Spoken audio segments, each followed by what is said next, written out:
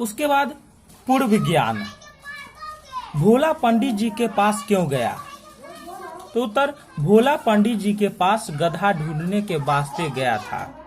उसके बाद, क्या आपने बाघ देखा है? उत्तर, नहीं। बाघ टिपटिपवा के डर से कहाँ छिप गया? तो बाघ टिपटिपवा के डर से घास में छिपा था। गांव वालों की आंखें खुली की खुली क्यों रह गई? गांव वालों की आंखें खुली की खुली इसलिए रह गई क्योंकि भोला के घर के बाहर खूंटे से एक बाघ को बंधा देखा तो उनकी आंखें खुली की खुली रह गई। उसके बाद शिक्षण सामग्री, खल्ली, डस्टर, चित्र, फ्लैग बोर्ड तथा कट आउट। उसके बाद, क्या यह विषय वस्तु शुरुआत कक्षाओं के पाठ्यक्रम में भी शामिल है? कैसे? यह विषय वस्तु पहले के कक्षा में भी शामिल है। क्या मैंने इस विषय वस्तु का शिक्षण पहले किया है? नहीं। यह विषय वस्तु इस कक्षा के और किन किन विषयों या इकाइयों से जुड़ा है? तो यह इकाई अन्य इकाई से भी जुड़ा है।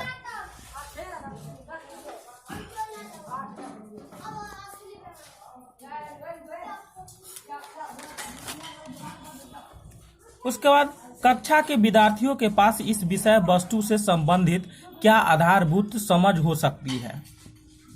कक्षा के विद्यार्थियों के पास इस विषय वस्तु से संबंधित थोड़ा बहुत आधारभूत समझ हो सकती है। 5वां, विषय वस्तु, उप विषय वस्तु का विवरण, संक्षिप्त विवरण तथा क्या महत्वपूर्ण है इसमें? यह विषय वस्तु कहानी के रूप में है। यह विषय वस्तु बच्चों में परिस्थितियों की समझ पैदा करता है, समय के साथ आने वाले मुसीबत का सामना, मुसीबत के समय ज्ञानी से सलाह लेना सिखाता है, साथ ही यह कल्पनाशीलता के विकास में सहायता करता है। उसके बाद, सीखने सिखाने की विधि या विधियां, पठन विधि, कथावाचन विधि, नाटक प्रस्तुतिकरण विधि। विधियों को क्यों चुना गया?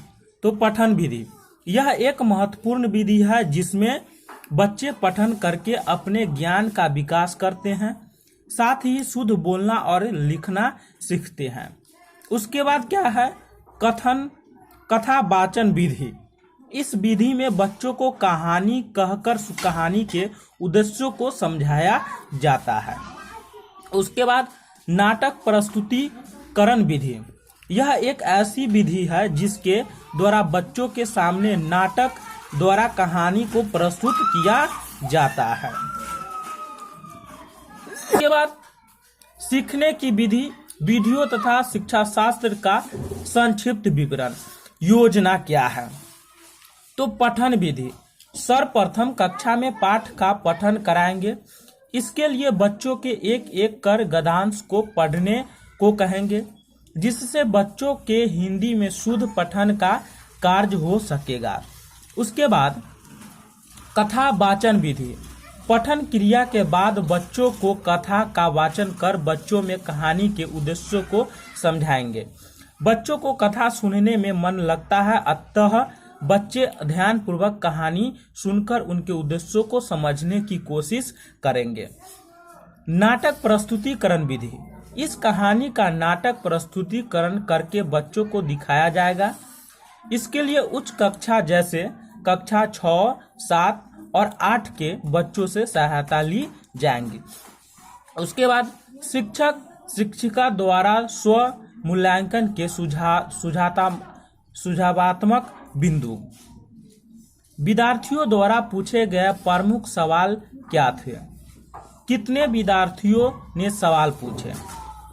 तो कुछ विद्यार्थियों ने सवाल पूछे हैं और कुछ